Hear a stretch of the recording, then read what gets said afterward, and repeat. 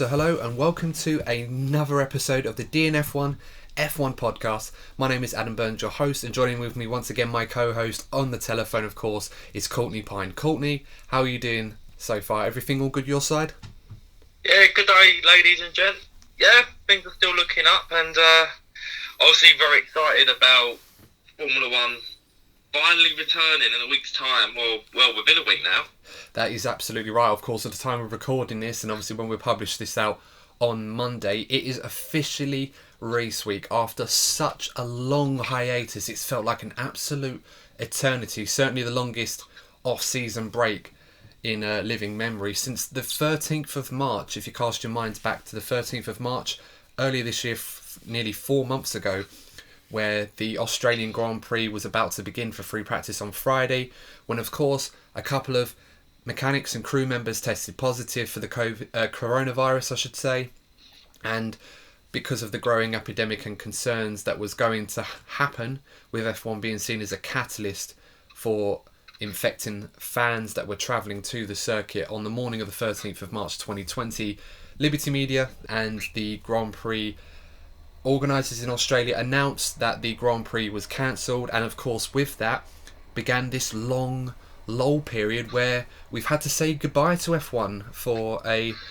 short break, although it certainly felt a lot longer. But finally, with little more to say, it is back, and I am so excited for the return of Formula 1. Of course, Courtney, we've been watching plenty of action in the virtual GP series, and of course F1 themselves coordinating that, which has been rather successful, seeing fans, celebrities, and of course some of our drivers as well taking part. So it was more of a success than I thought it'd be, I must say. Yeah, I think so too. I mean, as an avid F1 gamer myself, I've been very much interested in the esports scene, and of course how the esports drivers would compare up to some of our favourite Formula 1 drivers. Would they be fast? Would they be able to handle it? And I think it's fair to say, Courtney, they did rather well. It actually proved to be quite an enthralling championship battle between Charles Leclerc and, of course, the eventual unofficial winner of that series, George Russell. Well, yeah, George he improved massively. You know, he struggled a little bit in the first race, and then he clearly put the hours in, and he was by far the best driver by the end of it.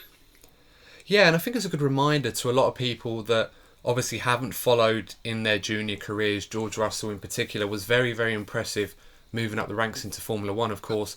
GP4 winner, GP3 winner, Formula 2 champion in his debut season, and of course now in Formula 1. Of course, he wasn't a point scorer last season, his teammate Robert Kubica was, but watching George in those races and watching his qualifying performances in particular, most notably in Hungary, where he very nearly took a car that was easily a second and more so off the next one, almost into Q2. So those sorts of performances for George have put him in a very good position where hopefully this season we'll be able to see more from the Williams team, and in turn more from George Russell himself in regards to his actual true talents, because we've seen Lando Norris, we've seen Alex Albon obviously have very big moves go their way to McLaren and Red Bull respectively, and have shown their credentials, and expect to see more of them this season, whereas George as of yet has not really had a car beneath him that's been able to allow him to showcase what he can really do in a Formula 1 car. So I, for one, am very much looking forward to seeing what he can do.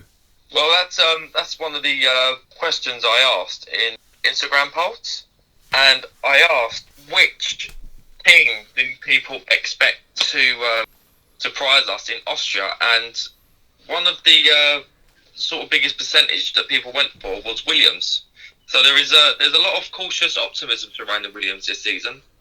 Yeah, I agree. I'm very much looking forward to seeing how Williams are going to do, and I think we covered this in one of our earlier episodes in pre-season testing, and we both mentioned that the Williams team have definitely found pace. They've definitely shown signs that they've learnt from previous mistakes and have certainly caught the pack in terms of their development and their car performance. Having said that, we should stress that we do not expect Williams to be anywhere near the upper echelons of the Formula 1 paddock in terms of performance. What we do expect, though, is Williams to definitely be fighting and be more competitive amongst the back markers of the grid, the likes of Haas and potentially Alfa Romeo in our minds at least. Of course, that could change. We've been off for 3-4 months now, and of course teams would have added performance updates to their car. So exactly. So they're not going to be the same cars that we saw in Melbourne by any stretch. We should mention that the teams, of course, whilst they're off on hiatus, Courtney, there was a period where they weren't working in the garage, obviously owing to health and safety concerns regarding the COVID situation, and rightly so. But since then, they have had some time back in the garage. Of course, the work never really stops in Formula One. The teams were still finding ways to develop parts of their car. Obviously, they would have had a plan in place for the design team to prepare pieces that they would have already had in place to put on updates on the car for certain races like Barcelona, even Melbourne. In some cases, teams would have brought updates following pre-season testing. So very much a different spectacle that we would be used to seeing. And I think that brings us along nicely just to some of the updates in general. I think we looked at this the other day, and I was having a look online, just having a look at some news. And of course, one of the sources I tend to go to quite often is Hot Lap Mode. They're very, very good, these guys. Of course, they have a great news feed on the Instagram and Twitter page. I definitely recommend any F1 aficionados to want to get the latest information that more often than not does tend to get leaked out earlier on their pages. Definitely check them out on Instagram, and that's Hot Lap Mode on Instagram and Twitter as well. But I was looking through on it, and as I said, they summarise it really, really well, and a lot of the teams have brought upgrades, and just to go through a list of some of them, as many as 7, 8 including Renault, have announced. And just going through, obviously Renault are going to bring some bits. Red Bull, Mercedes obviously got a revised aero package that they were going to bring to Melbourne. Ferrari as well, though, they're a bit of an interesting one, because I think a lot of people in pre-season testing, just as they were last season, weren't 100% sure about Ferrari's true performance and true pace. Because if we cast our mind back 16 months ago to the Australian Grand Prix in 2019, the world and its wife thought that Ferrari was going to be the team to beat. They looked dominant in pre-season testing, despite the upgrades that Mercedes had brought in particular to the second test. It seemed, for all the timing sheets and all the data that we could muster, that Ferrari were going to be the team to beat. And not only did that not happen, they were left scratching their heads, being so far behind, not just Mercedes, but Red Bull as well. It was quite an eye-opener. So I think following pre-season testing this season, if we remember that, Ferrari, we didn't know what their true pace was. And I think a lot of that was owed to lessons learned from last season. Perhaps they were too insistent on performance, or they were too keen to show their true pace more than others. And this year they were quite reserved about that. They always were playing down the performance of their car, Courtney. I mean, every single day, I think we remember, everyone wanted to ask Ferrari, is this your true pace? Are you sandbagging? Are you holding back? And they were always adamant that that was not the case. They were actually running a relatively true version of what their performance was. And on the surface, that did not make for positive reading. There was a lot of stories coming out about how Ferrari was struggling with their development. They were struggling for performance. And I think the question has to be asked, what upgrades are Ferrari going to bring? And if they are, how good's the car going to be? Well, that's the thing with this season. So usually when you start the new season, and what happened with Ferrari last season is proof, is that there are so many unknowns going into the new season, because testing isn't always reflective of true pace.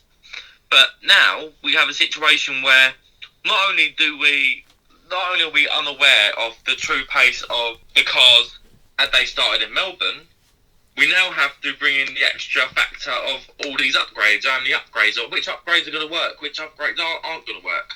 So the unknowns going into this race are actually quite incredible.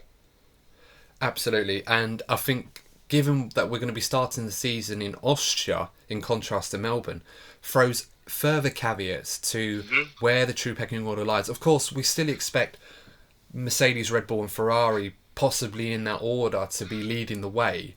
And I think as well it's worth pointing out obviously where Red Bull are going to stand at this, because they're going to be starting the season in their home race, something they wouldn't have been used to. And having won that race last year in spectacular fashion with Max Verstappen, we mentioned earlier in pre-season when they were doing our predictions for the season that Max Verstappen in particular looked like it could be his year. everything seemed to be pointing towards not necessarily Red Bull dominance or Red Bull leading the pack, but certainly Red Bull within touching distance of that Mercedes, enough to give Max that opportunity to find those extra few tenths of a second that he so often does in terms of extracting performance out of the car and really taking it to Mercedes, and in particular this season Lewis Hamilton. That, I think, is a battle we've been waiting for some time. We've had certain glimpses or teasers of it in Hungary last season, where Lewis had to chase Max down on an alternate strategy and then eventually caught him to win that race. Monaco as well. Monaco, of course.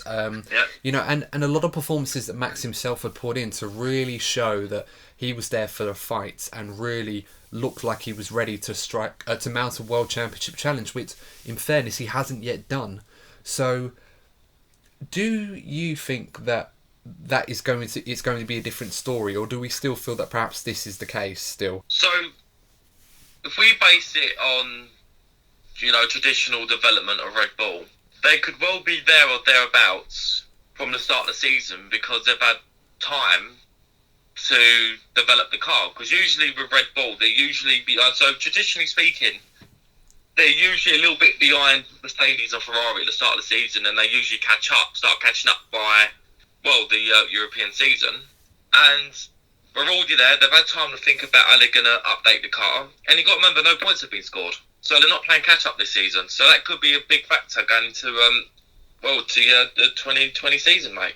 And I think you're absolutely right to point that out. I think we so often say, especially last year when Lewis had the title wrapped up as early as Canada in some respects, but there was always that idea that Red Bull were quickly developing their car. And for the last decade, I think it's fair to say, Red Bull have been the masters at the mid-season development. Of course, in more recent years, it's been down to Mercedes versus Ferrari, and Red Bull have got to a point where they struggled early on in the season, as you rightly said, and then caught up to a point where they were racing them and getting the odd race win. But this season's going to be different. They've skipped over that period where they were expected to be behind, and even then, given their performance in pre-season testing, let's not forget, Max Verstappen was literally marginally off Valtteri Bottas' fastest time of testing, and Max managed that on a harder compound of tyres. I mean, roughly translated, assuming fuel mixes and setups were exactly the same, you'd find half a second in performance on average around the Barcelona-Catalunya circuit, meaning that Max, in theory, had set the fastest time. Of course, the usual caveats apply. We don't know what fuel loads they were running or how hard Max was pushing or what they were doing in that run. We can just safely assume it was a semi-qualifying run, if you like. But it does bode well, assuming that nothing has happened to these cars. But of course, we should say that a lot has happened. We know Mercedes are going to bring upgrades. We know Red Bull are going to bring upgrades. So I'm very much looking forward to seeing how that pans out. And I think we'll touch on the Austrian Grand Prix itself towards the end of this podcast episode, because that is going to be very important, obviously, the conditions that we're going to expect for the first race. But I think it's worth mentioning, Courtney, now moving on quickly before we go back to the pre-season predictions a little later on, about the Canada situation. Now, we were going to talk about this in a little bit of a mini episode, but I think given the developments that I've been hearing in the last week or so, I do feel that there's a good chance that the calendar, or at least the provisional second half of the calendar, is going to be announced very, very soon. And I just want to touch on a few bits of news that perhaps some of you have seen and some of you haven't seen. And if you haven't, then obviously, hopefully this will help you. This is potentially breaking news for me, so I'm quite excited to hear what you have to say, Adam. Yeah, well, we do discuss some of our notes before we record the podcast, but some things I do like to hold back, and Courtney as well. You know, the more you know, all of that stuff. But just to touch on briefly with the Canada situation. So as we know, we've already got the confirmed calendar running up to beginning of September, with the Italian Grand Prix the last on that list in the weekend 4th to 6th of September. Now, a lot of you would have seen stories about teams doing their pre-season running or just getting their drivers up to speed. And actually, I think I might touch on that, actually, because that was quite interesting, Courtney, before we go back to the Canada thing. I don't know if you'd seen any of the clips of some of the teams doing their warm-ups or getting their drivers back up to speed. Yeah, so I saw Mercedes and Ferrari. Yeah, so Mercedes obviously did running at Silverstone. Ferrari did some running at Mugello. And obviously we'll talk about Mugello as well with the Canada because that's quite important. But as we know, the teams were running 2018 versions of their cars. Now, of course, that's the oldest car governed by the rules, or the youngest car, I should say, governed by the rules where teams are allowed to run versions of to give their drivers some running. Of course, normally pre-season or in-season testing is not permitted, but in this case there is a special exception because of the current situation, so the teams can get their drivers back up to speed. Now, Ferrari did some running. Renault famously, or quite interestingly, did some running at Austria, which did not. Yeah, this is quite interesting. Renault themselves did a little bit of running at Austria at the circuit. It was a bit cheeky because Red Bull were not impressed because, of course, that's Red Bull's circuit, the Red Bull A1 ring. Yeah. As it's called. And they weren't very impressed by that, but obviously the Renault team got special permission to run there, and that might help them in terms of the actual race themselves. So a pretty cheeky move, but very, very clever nonetheless. Cyril Abiteboul definitely playing the clever game there on that one. But one other team that did interest me with their warm-up, if you like, was the Mclaren team. Now, the Mclaren team, and I'll see if I'm going to test you on this, Courtney, see if you know why this was the case, because it's a bit of a difficult position they found themselves in. But if you remember, Lando Norris and Carlos Sainz had to run in Carlin GP3 cars, similar to the ones that Billy Monger would race in. Now, do you know why they had to use those cars and not the McLaren ones from 2018? Oh, see, I thought it was a deal that, Lando almost asked for, because obviously he raced for Carlin for years, so I thought it was some kind of, goodwill gesture. That's what I thought it was. In a way, it kind of was, but Carlin have an arrangement with McLaren in terms of its junior driver programme. And a lot of junior drivers have gone on to move to McLaren in the past, obviously most notably Lando Norris, as you mentioned, Sergio Sette Camara, who was a F2 driver for Carlin as well.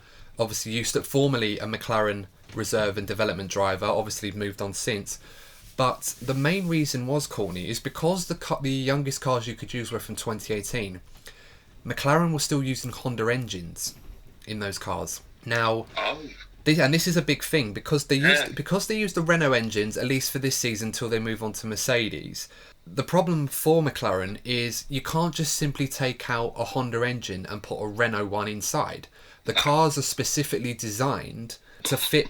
The only engine to fit would be the engine it was designed for, which would have been the Honda engine and not the Renault one.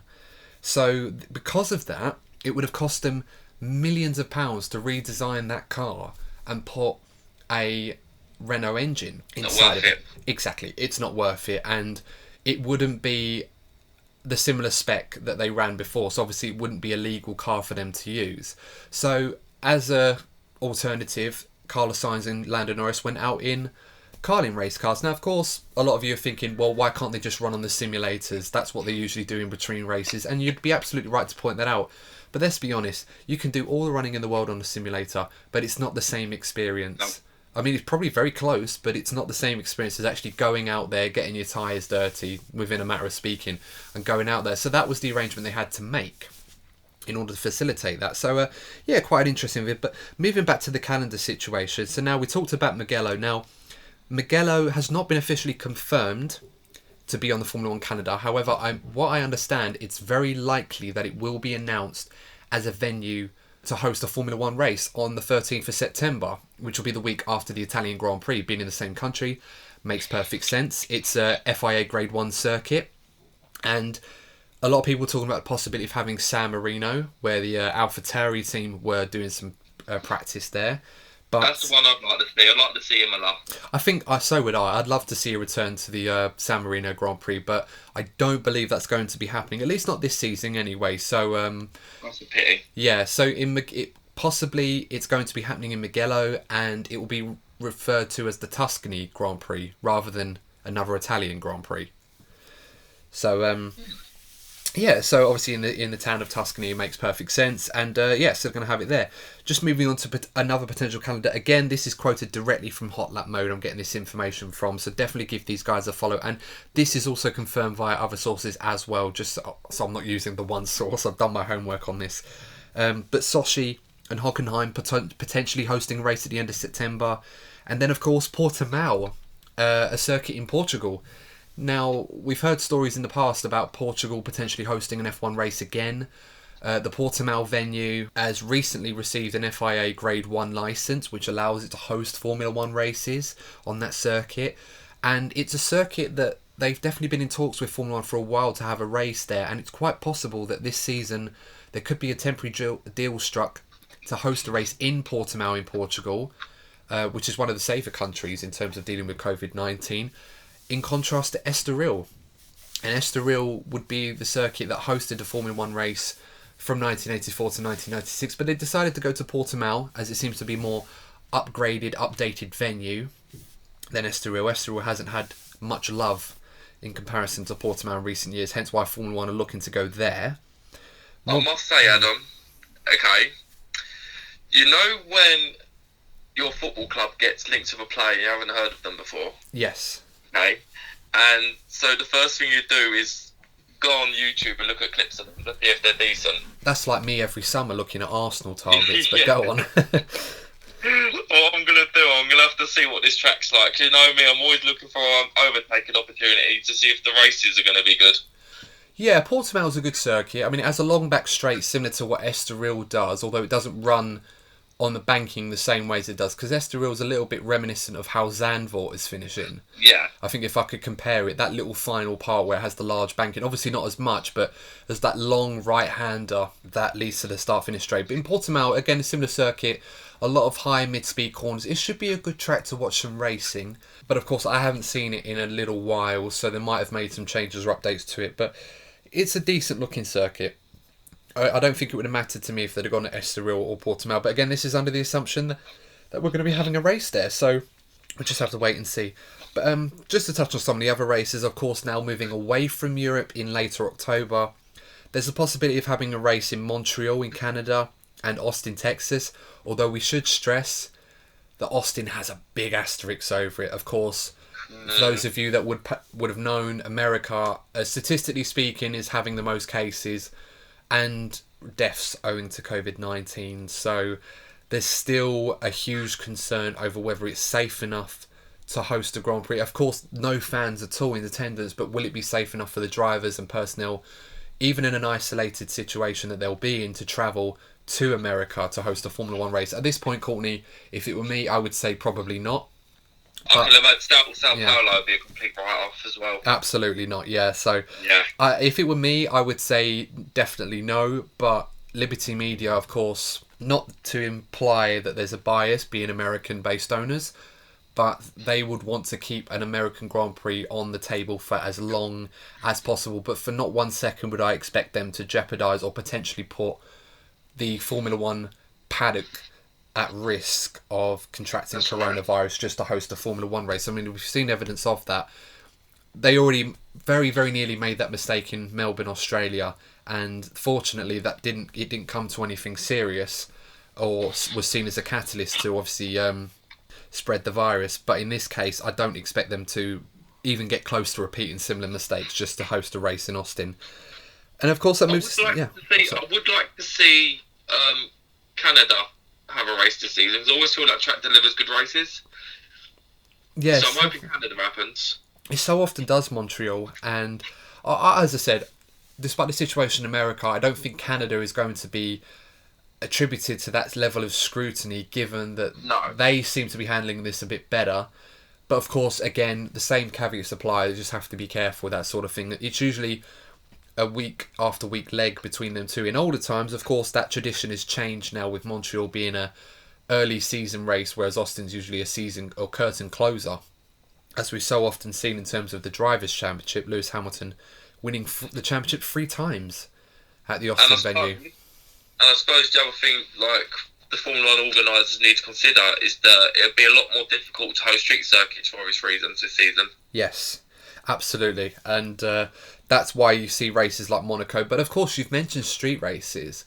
There is rumours that the Vietnamese Grand Prix may be put on the calendar at a later date. Now, of course, if you hadn't heard the news earlier in the season, Vietnam had a Grand Prix scheduled in Hanoi, to a street circuit race in Hanoi to host a Grand Prix very early in the season, in April, and of course that was cancelled. It was meant to be the first race there, but of course they have been mega keen to try and get that race back on the calendar in Asia, and there will be an Asian leg to this Formula 1 season. Of course, we've seen stories about Shanghai hosting a double header in November, Bahrain, of course, again another double header, with Abu Dhabi, of course, hosting the season finale.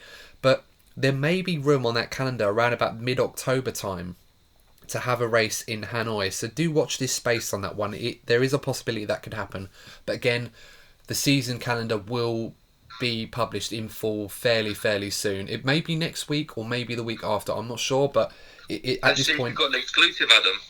Quite well, not me personally, but quite possibly. I'm just re-quoting the sources I've read from, and yeah, I'm expecting it to be this week, if I'm perfectly honest, given that the F1 season is about to begin in Austria. I know it's a very strange circumstance we find us in, but I do expect a full provisional Formula 1 calendar at least to be published at some point this week. So we'll have to watch this space on that one. And I think on that note, I think it's a good opportunity to probably take a break here, and then we'll move into the second part of the DNF1 F1 podcast very soon. So we'll see you in part 2, guys.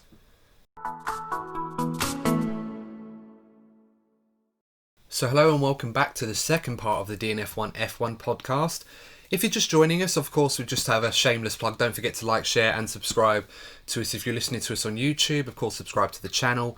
And of course, if you are listening to us on your favourite podcasting platform, whatever that may be, make sure to follow and of course share this podcast with all your friends and family and any F1 enthusiasts you might have in your life. We really appreciate the support, and thank you very much for those of you that have supported us so far. It's been a fun journey at this point, and we're 17 episodes in, Courtney. I never thought I'd see past 10, knowing us, but we're still riding strong, still got the banter going, and still keeping going. But hopefully this will get a lot easier for us now that we're going to have some F1 racing to talk about at long last. I certainly can't wait for that.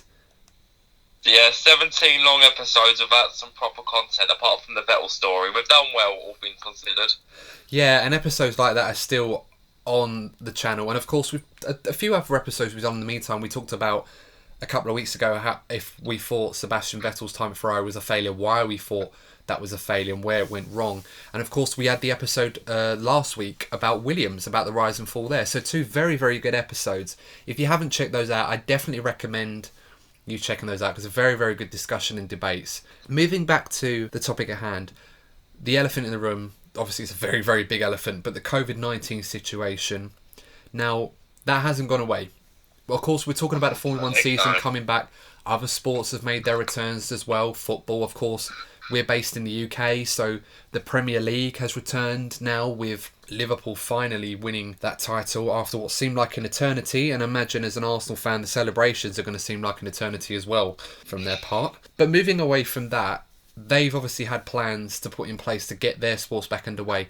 Formula 1 has not been any different in their approach to this. They've been very methodical, been very careful not to repeat potential mistakes that they very nearly made trying to get an F1 season underway in Australia in risky circumstances.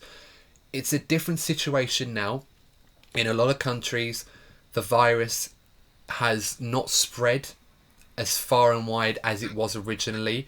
The curves for infection is flattening, and a lot more people are recovering, which is great news. But that doesn't mean for a second that this virus has been beaten and that we're in a position where we can go back to, if you like, the norm that we experienced. I don't think that's ever going to happen in terms of living the same way that we used to.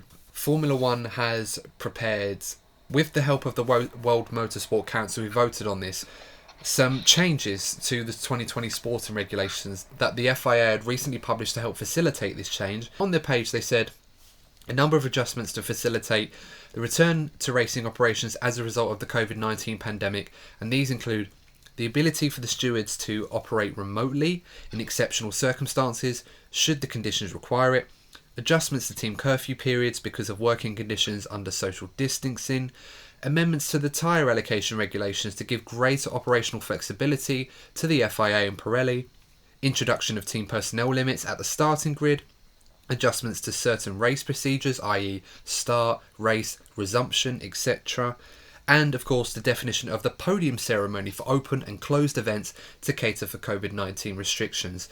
So those are just some of the bullet points or to take from that particular meeting, Courtney, that was voted on. It doesn't really go into depth, this announcement from the FIA. These are just basically the headline actions and outcomes to come from it. Now, we mentioned the podium ceremony. That's going to be an interesting one to see how they facilitate that. I don't know what you're expecting, what idea you might have of how it would look, Courtney. I get the feeling, so my instinct is telling me that it will have a very similar feel to the interviews after qualifying. It will just be the three drivers, top three, having their solo celebrations and being interviewed, I imagine. That's how I imagine it's going to take place. Yeah, it's going to be very different to what we used to. Yeah, I'd have to say I agree with that one. I'm kind of expecting a situation where you may have the drivers may not even collect their trophies at this time. I mean, there could be a situation where you could just have someone with a mask and gloves just bringing the trophy, putting it down, rather than actually presenting it to the driver, and then the driver celebrates a little bit with it. But I wouldn't even be surprised to see if the driver actually doesn't get given a trophy. Of course, at that time, they may get given it later on. There certainly won't be the champagne spraying or anything. It may just be very, very simple. The driver's just doing a touch of elbows or a fist bump that we've seen in football, have their interviews from a safe distance, as we mentioned, and then just move on. Of course, the media interaction with the drivers is going to be very, very limited. And I think one group of people that will probably be very, very delighted to hear this will be the drivers themselves. They'll get their chill time before the races now. Yeah, I'm pretty sure Kimi Räikkönen is probably a very, very happy man at the prospect of not having to conform to having to do interviews all the time throughout the weekend. And I'll be honest with you, I've not personally experienced this, but I couldn't imagine anything more mundane than having to talk about race events and qualifying and everything else to so many different media outlets, especially when your weekend is not going very, very well. That's the last thing you want to be doing as a driver. Again, another point mentioned the adjustment to team curfew periods because of the working conditions now, and of course the team personnel limits, etc. We saw a little bit of this in some of the videos that were circulated during the pre-season warm-ups that we saw. We mentioned Mercedes, Red Bull, Ferrari, AlphaTauri, Renault, all doing warm-ups, and McLaren as well, amongst others. It was a good opportunity for those guys to practice working in an environment where social distancing is key, where it can be controlled. We saw images, and I'm going to talk about the Mercedes one in particular, because that was the one we saw the most footage of, where everybody was wearing the face mask. Lewis Hamilton obviously was in the garage talking to his team. Social distancing can only be done so much. The garage has been split in two. Normally we would say, metaphorically speaking, it's split in two with the engineers working on one car. But in this case, that's going to be enforced now. So you will have literally the garage split in two where engineers from either side will not be able to interact with each other. Oh, interesting. They will be. You know, I'm looking forward to seeing though. What's I that? must say, I'm looking forward to seeing the designer masks that the teams wear, because they're going to have their own designs, and they're going to be making money from selling them online as well. So I'm going to, I reckon like the Mercedes one in particular, they're going to have like a particular design, and it's going to look good. I reckon it's going to be like a part of the merchandise now. You won't just have the cap and the shirt. You can have face masks to match it. Well, I can certainly imagine Ferrari doing something like that. Well, everyone just has the red mask with the badge on. I mean, that's quite amusing. I haven't seen any as of yet. The only, if you like, designer ones I could see was the one Lewis Hamilton was wearing. He was just wearing a traditional black face mask. But then they weren't branded or anything. It just had that. But it's not a bad idea. I mean, a lot of sports companies, we won't mention on here, obviously, have produced their branded versions of face masks. And it's just it's hilarious how marketing kind of works, because it works no differently to a standard face mask in terms of protecting you from water droplets or any sorts of infection. But it's just a face mask. All it's got is just the branded logo of some of these companies that have produced them. I mean, some of them have even gone as crazy, seeing some Instagram influencers creating their own branded versions of a face mask and selling them. It's genius marketing. Yeah. But it adapting doesn't. to the times. Yeah, and all you're buying really is a brand. Obviously, you're buying a face mask that protects you in this instance, but this is the perfect example of how you're buying a product that has no incremental value increase or decrease, regardless of which one you buy, as long as it does the job, other than the fact that you're buying one with a Mercedes logo or a Ferrari logo or a Red Bull one. You know, it is quite amusing to see that in the ultimate example of how you're just literally buying into a brand. You got to think about your COVID-19 image, Adam.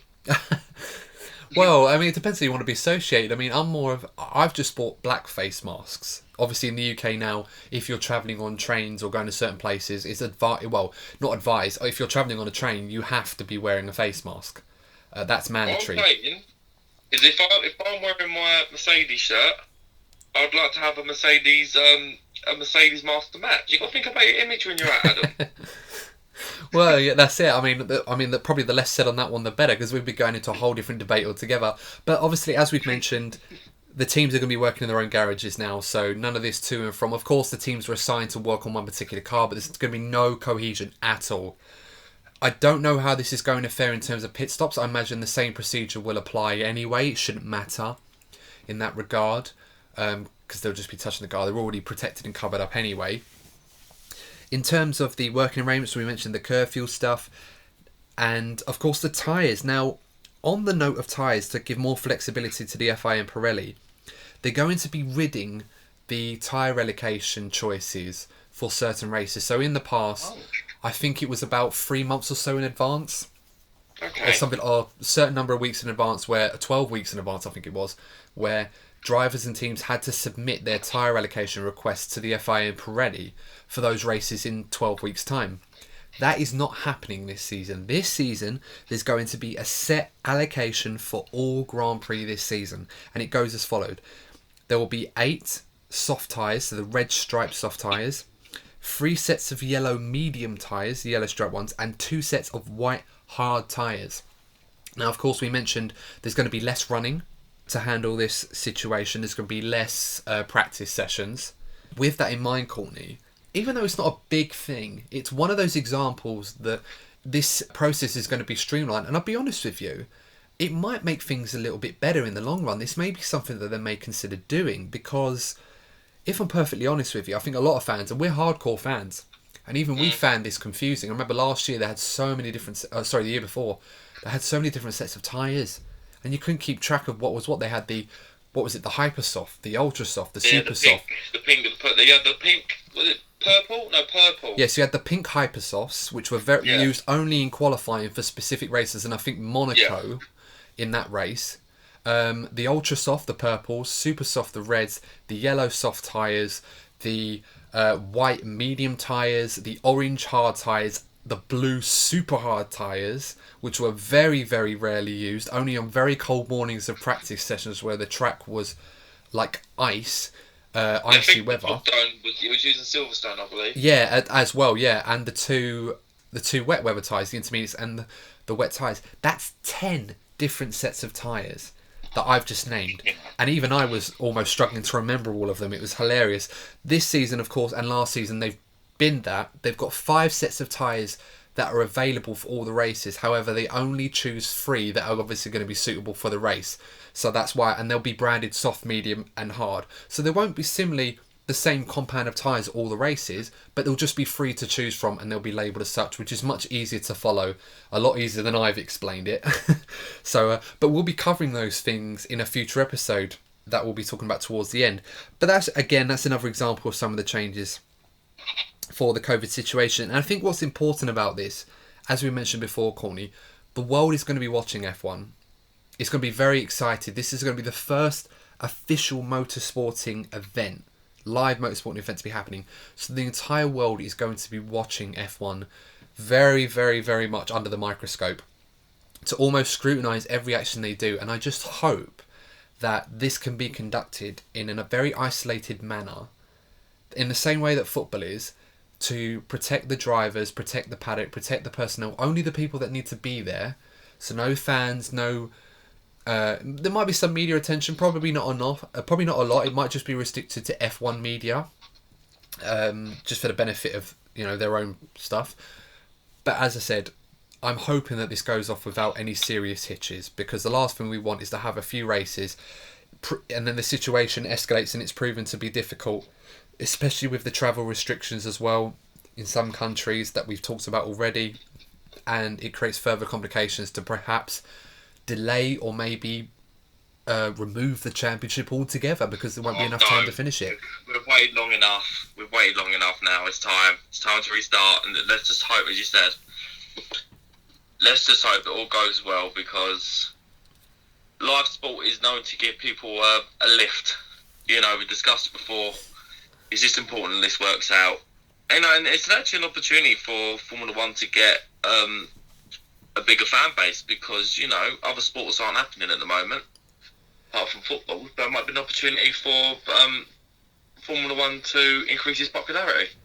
Absolutely, and as we said, we'll talk about this towards the end of the episode, but I think we'll do our part to certainly help newer fans to the sport understand how Formula One works, and obviously try and make sense of some of the more convoluted and complicated Formula One terms and traditions that we know and love as hardcore fans. And I think in particular, Courtney, personally speaking, I for one am very excited about Formula One coming back, not just because I'm a hardcore F1 fan, but I need this kind of a boost.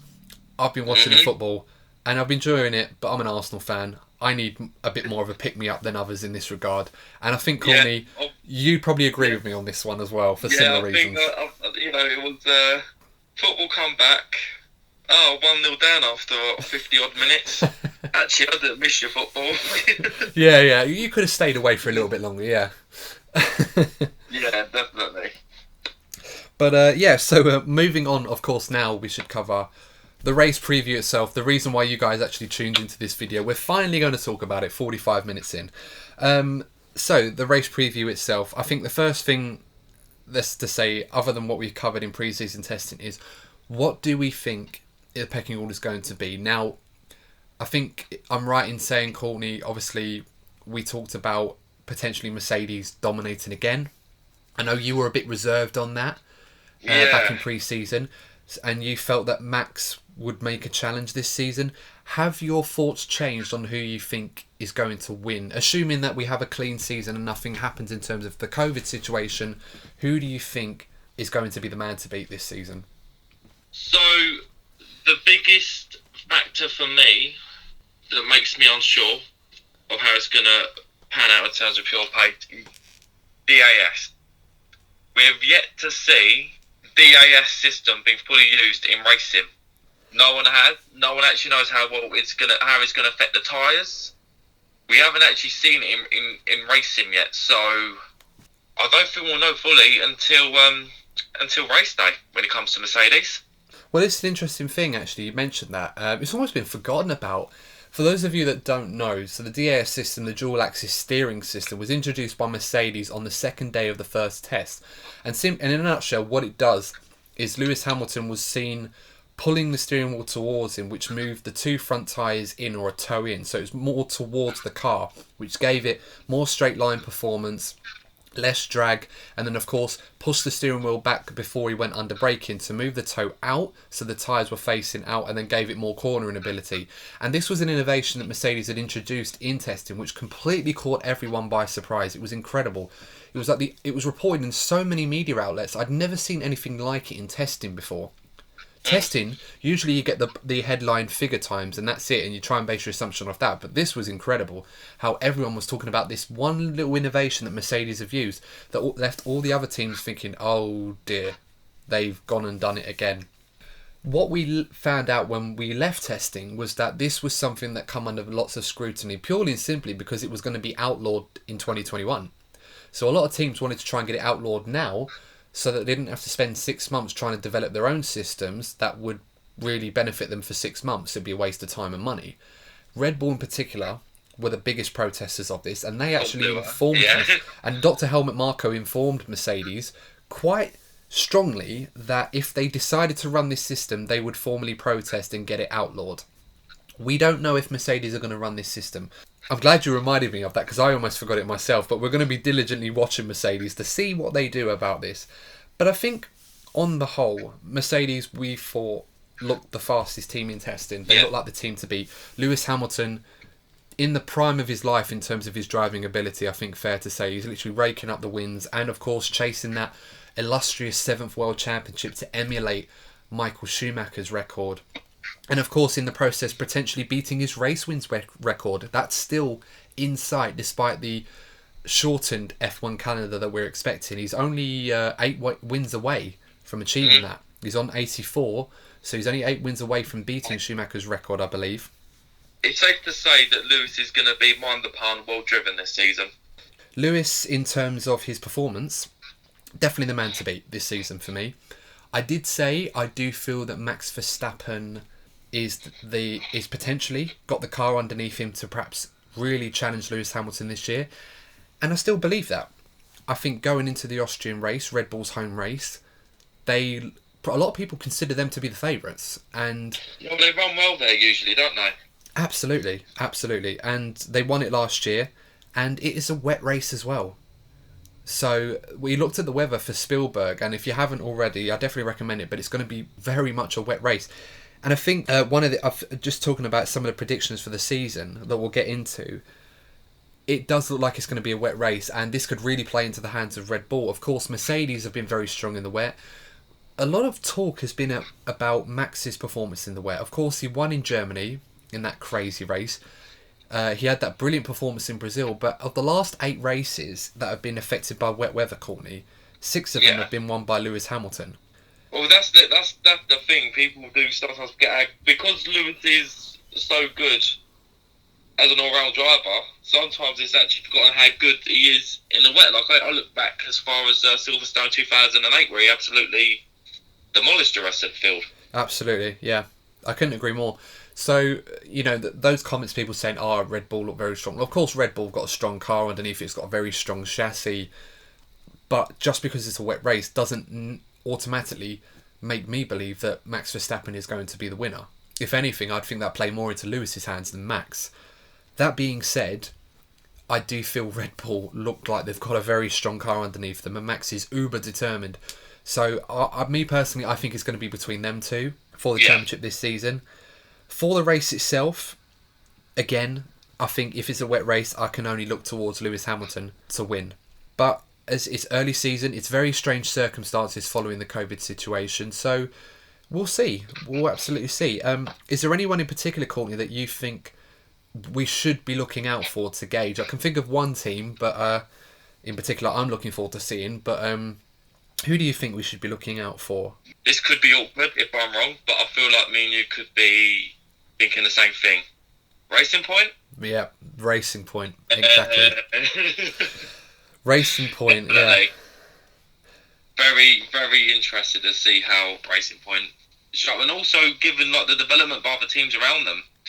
You know, because like I saw the same source that mentioned about Renault's upgrade, and Renault could be bringing a triple upgrade. So you think about teams that could be competing with Racing Point. Let's see what they bring. So I mean, there's so many unknowns, but Racing Point is the team. Apart from obviously the top 3, Racing Point are the team I'm definitely looking forward to seeing to most. Yeah, Racing Point, obviously the RP20 that many people have been nicknaming the pink Mercedes or the W10. Which Tracing Point. Tracing Point, yeah. That was my personal favourite, Tracing Point. But Andy Green, the technical operator at Racing Point, mentioned last season that they'd taken not a blueprint, but they'd studied the Mercedes W10 from last season very vigilantly and developed their car around it and added their own innovations to it. Now, that's not illegal in terms of the FIA ruling, and there was an interesting situation that Haas were taking a very strong position against Racing Point doing this when they themselves were running very similar versions to the 2017 and 2018 Ferrari cars. Obviously with their shared partnership with Ferrari. Again, legal, of course, with standard parts, etc., and with a technical partnership. But at the same time, we have to say I am very much looking forward to seeing what they're going to do this season. Racing Point, they were very, very impressive in testing. A lot of people, including myself, felt that they were pretty close to challenging Ferrari. We did say that in Melbourne, Ferrari were underperforming and Racing Point were overperforming to a degree where the gulf between them had shrunken massively, to a point where if Racing Point had handled their race rather well, there was every possibility that they could catch Ferrari on a bad day and get a podium. Imagine, as a Ferrari fan, seeing your team behind who were formerly known as Force India. It'd be a bit embarrassing. For Ferrari fans, that would be an embarrassment. Yeah, and I think on the subject of Ferrari, obviously we've got to talk about Sebastian Vettel moving on next season, leaving Ferrari at the end of the season after joining them in 2015. A partnership that ultimately hasn't worked out at least yet. I mean, as I said before, we said this, and there's every reason to believe that Sebastian may go on to win the 2020 world title, which would be an amazing way to bow out of the Scuderia. How do we feel that situation is going to develop? We've already talked about Mercedes and Red Bull, but Ferrari's situation with Leclerc now the de facto number one driver in that team, and Sebastian not necessarily playing the supporting role, but really with very little to lose now that he's moving on. Will we see a Sebastian Vettel free of the stress and free of the migraine that Ferrari had put upon him? Of course, it was part and parcel. It wasn't exactly self-inflicted or one way or the other. But Vettel now doesn't have to worry about securing a long-term future, and perhaps for the first time in a long time could just be driving for himself. Will we see a return to form for Sebastian Vettel, or will we just see him fade away in a similar fashion, with all due respect to how Kimi Raikkonen faded away from Ferrari the season before? It could work either way for Ferrari, because you're right, there is a possibility that Vettel could return to his, almost his Red Bull form, shall we say. But on the flip side, this could prove to be a pain for Ferrari when it comes to strategy, because Vettel does kind of have a right to be racing for himself this season and not the team, because he's leaving at the end of the season anyway. Yeah, it's a fair point. And Sebastian himself is a very much a professional in terms of his work ethic and in terms of how he carries himself in the team garage. I don't imagine for 1 second there's going to be bad blood between him and Charles. If anything, it may work better knowing that Charles has the full backing of Ferrari to be the man, if you like, for the next 4 or 5 years at Ferrari at least. Of course, with Carlos Sainz joining them next season, that may change a little bit, but we'll wait and see on that one. But Sebastian's not going to be left lacking without support from that Ferrari team to deliver what he can. And I think we can all agree, when Sebastian Vettel is in form, as he showed in Singapore last season, his last win for Ferrari, he's definitely still got that ability in him. And of course in Canada as well last season, despite not taking the victory in the end, he's still got that pace about him. That's never been in doubt. So I'm hoping, as a Ferrari fan of course, and I've grown to be a Sebastian Vettel fan. Of course, as a Ferrari fan, you tend to love the drivers when they join the Scuderia, more so than when they were racing against them. But I do hope that we see more of the old Sebastian and just driving for himself, and that freedom might allow us to see him at his best. I mean, we talked about this. We talked about Kimi Raikkonen, and I think it's fair to say, Courtney, in that Alfa Romeo, despite getting the performances he was at Ferrari, you'd probably argue that that was his best season as a driver in terms of rating his driving performance relative to car performance since 2008, possibly. It does show with some of his drivers that there is a lot of pressure for driving for Ferrari, and it does reflect on their performances sometimes. Yeah. Although I should say, actually, I said 2008. I actually meant to say during his Lotus period in 2012 when he won a few races there. He did well at Lotus, yeah, definitely. Exactly. And it's sometimes it's when you break away from that and the politics and everything else that Vettel now probably will have done, knowing he's got nothing to lose, he can just drive for himself. I would hope to see more of the old Sebastian Vettel, but we'll have to wait and see on that one. But I think just to kind of, before we go to the last bit of the race previews, I think we'll just do some quick fire questions. I did a bit of a Q&A for some of you guys to ask me questions, and just going to go through a few of them now. So Alex Bomberg, funny enough actually, a co-commentator of mine in some online leagues, actually, quite interestingly, has put in how much will rain really affect the race. Well, we touched on this about 5-10 minutes ago, and as I said before, I don't think that the rain, it will throw the cat amongst the pigeons, because the fact that no one's done any running, it's going to be raining all weekend. We still won't know what the true performance of these cars are, but it's going to be a race that is going to very much be affected by the drivers. They still won't know what the true performance of their cars are, because they haven't really been able to push them. They haven't had the opportunity to push them, or at least as far as we know. And with the updates going on some of these cars, it's going to be very difficult to know if these upgrades are working in wet conditions. So it's definitely going to be more of about which drivers cope in wet weather conditions better than others. And with that, as I said, I'm expecting to see Lewis and Max at the front. We might see some surprises. We might see some drivers in cars that don't perform as well perform George better. Russell with the Williams, for example. Yes, absolutely. And that's what I'm hoping for. I don't think we're going to see a Germany race, but then you never know. We may well do. There's one to hope, I suppose. That's the thing with rain, though, is that you can have races where, you know, it'll be raining heavily and then it'll slow down, and then drivers have to... It completely throws strategy out the window. It does become as close to chaotic as Formula 1 can get, really. And that's why races, like, really do deliver. Yeah, and the Austrian Grand Prix circuit itself, we should talk about this, has a lot of medium to high speed corners that really do test the car's aerodynamics, and cars that tend to understeer more than others do suffer on this circuit a lot. So it really does help if you've got a car that's well balanced, has a good chassis, and really commits to corners when you want them to, rather than correcting them. And the wet weather's only going to magnify that for a lot of drivers that don't have good cars underneath them. So we will see some shades of which cars are very good handling and others that aren't. But as I said again, it could be down to a complete unknown. We may see a shock winner, or maybe not a shock winner, but certainly a shock podium finisher. So I would say be prepared for surprises, perhaps more so than other wet races, but I would expect the top drivers in the top cars to really shine, as they so often do. So we'll have to wait and see on that one. Another one under G_Alan03 writes, do you think Williams will start to make their comeback this season?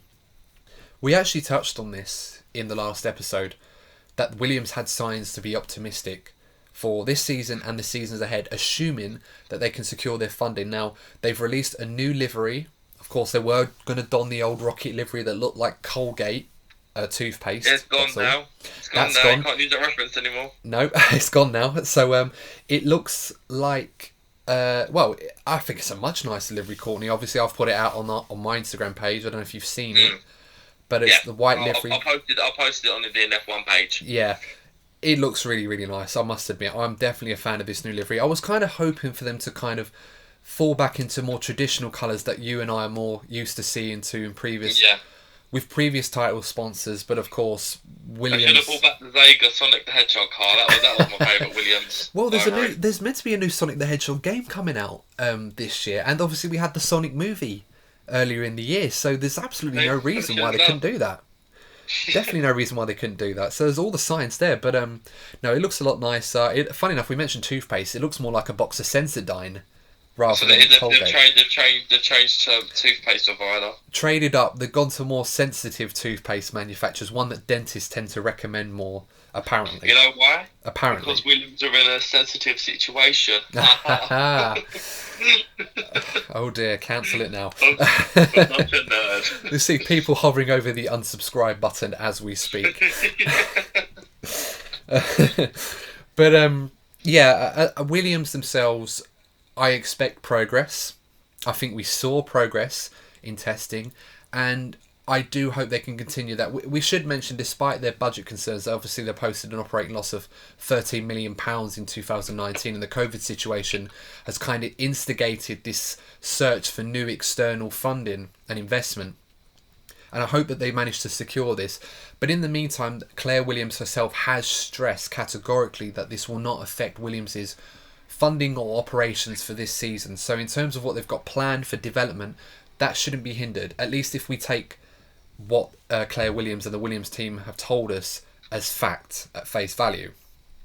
Of course, there are lots of caveats behind the scenes and lots of things that may prove to the contrary, but of course at this point I think it's fair to accept that what their plans are right now, post-COVID, are well in place. And I hope that they do make progression. They've got two good drivers. They've got George Russell, of course, we've mentioned George, the man that we feel destined for that Mercedes seat. Will he get it next season? Will he get it in future seasons? Will he not get it at all? We don't know. That's something we should discuss in a future episode. But they've also got Nicola Latifi as well. A very good driver.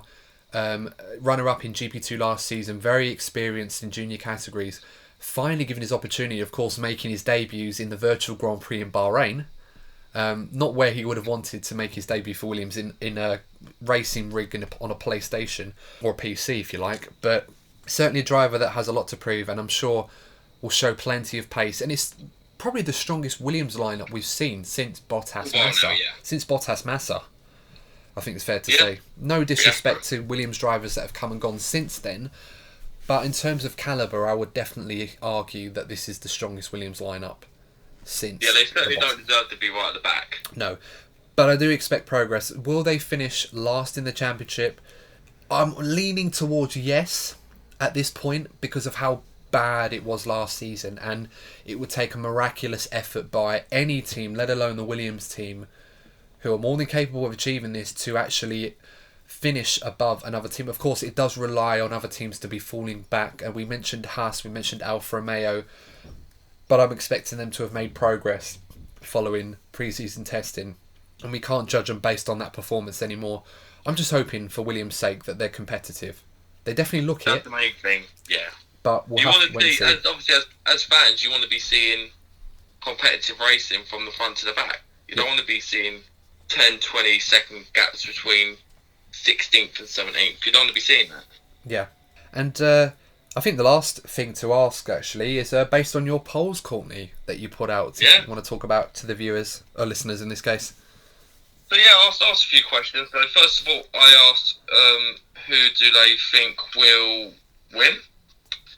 A good majority of people went with Max Verstappen. So a lot of people are sharing that sentiment with a combination of obviously Red Bull development, Verstappen's talent, obviously, that's undebatable.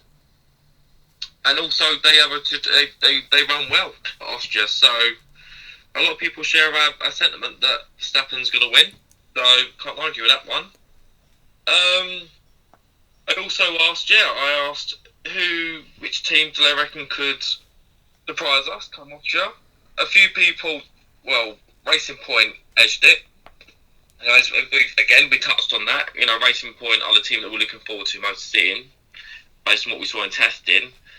And also Williams. There is a lot of intrigue surrounding Williams. So, funnily enough, the teams that we've been discussing most are getting a lot of interest from, the fans that we engage with, Adam. Yeah, I would say I'd agree with a lot of those comments, if I'm perfectly honest. I do think Max has a very good chance of winning, and a lot of people surrounded themselves around Max to win the title. Me personally, I still think that is the case. Maybe more so after what we've mentioned regarding the development that Red Bull tend to take in terms of their trend. They tend to be a team that starts slow and get faster as the season goes on. So if they have a fast car to begin with, and you eliminate 4 months of racing where they're all on equal footing and allows them to develop, definitely puts them in a much more stronger position than they could have envisioned at pre-season testing. So there's definitely a good chance. I do personally still feel that there's a good opportunity for Max here to take his first world championship. And Lewis Hamilton definitely will be the man, I think, that will be in prime position to stop that. I still think Mercedes have the strongest car. They always seem to bring... It's amazing, Mercedes. They bring all these innovations and develop, and rather than break the glass season, they just smash through it and then put another one there and then smash through that. I'm expecting the same from them. I'm also expecting Ferrari to be a lot stronger comparison, to have made gains. We said before, Ferrari's pace was a bit of an unknown. Were they on level pace with Red Bull? Their long run pace suggested that they were. Even though their short run pace and what they told us suggested the contrary. They probably made changes to the engine. Obviously, we mentioned they had to get a revised gearbox in place because to confide with the FIA investigation that they had earlier over their previous power unit, they've had to fix that and obviously increase the power that they seem to have lost towards the latter end of last season following that investigation. Most of those upgrades Ferrari mentioned, they're going to be small ones for this race, according to Mattia Binotto, but they know more about the car now.